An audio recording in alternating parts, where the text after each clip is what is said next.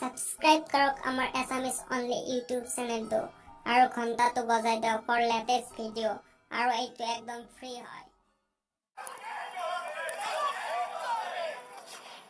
পৰস্ত্ৰীকাতৰ police কৰিমগঞ্জত হুলস্থুল second officer সহ 3 আৰক্ষীক ৰিজাৰ্ভ ক্লজ পৰস্ত্ৰীকাতৰ আৰক্ষীৰ অনৈতিক প্ৰেম কাহিনীক লৈ তোলপাৰ কৰিমগঞ্জ বিজেপিয়ে চহৰৰ মাজেৰে সমদল কৰি প্ৰতিবাদ কৰিলে আৰক্ষী অধীক্ষকৰ কাৰ্যালয়ত কংগ্ৰেছী বিধায়ক সাংগুপাংগ সহ ঘৰখোজেৰে আহি উপস্থিত হ'ল এছপিৰ কাৰ্যালয়ত এই ব্যস্ততাৰ কাৰণ পুলিচৰ প্ৰেম কথা তাৰ প্ৰমাণ হিচাপে এইকেইখন ফটোগ্ৰাফ কৰিমগঞ্জত এতিয়া সকলোৰে মোবাইলে ফটোৰ এই পুৰুষজন কৰিমগঞ্জ সদৰ থানাৰ সেকেন্ড অফিচাৰ মহিলাগৰাকী আনৰ পত্নী অভিযোগ মতে জনৈক মহিলাৰে অন্তৰংগ মুহূৰ্তত নিৰ্বস্ত এই পুলিচ বিষয়াৰ এইখন হল খাকী পোছাকত তোলা ফটো পৰস্ত্ৰীৰ সৈতে মজগুল এই আৰক্ষী বিষয়াৰ নাম পৱন কলিতা অভিযোগ মতে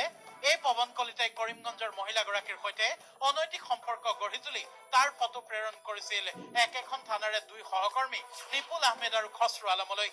তাৰ পিছতে হাহাকাৰ আৰক্ষী বিষয়াৰ বিৰুদ্ধে থানাত গোচৰ দিলে মহিলাগৰাকীৰ স্বামীয়ে তাৰ ভিত্তিত কৰিমগঞ্জ সদৰ থানাৰ এছআই পৱন কলিতা আৰু আন 2 আৰক্ষী নিপুল আহমেদ খসৰু আলমক করা হল রিজার্ভ ক্লজ আজকে থেকে আমার বউ ওনার পর তারপরে কোনোদিনও বলেন যে আমার তো অনেক বয়স বেশি আমার তো ওয়াইফের অ্যাকচুয়ালি বয়সটা অনেক কম উনি বলেন তুমি তো মেরা বেটি জেসা হো ঘটনাটো পোহৰলৈ অহাৰ লগে লগে প্ৰেক্ষাপটত আবিৰ্ভাৱ হ'ল কংগ্ৰেছ বিজেপিৰ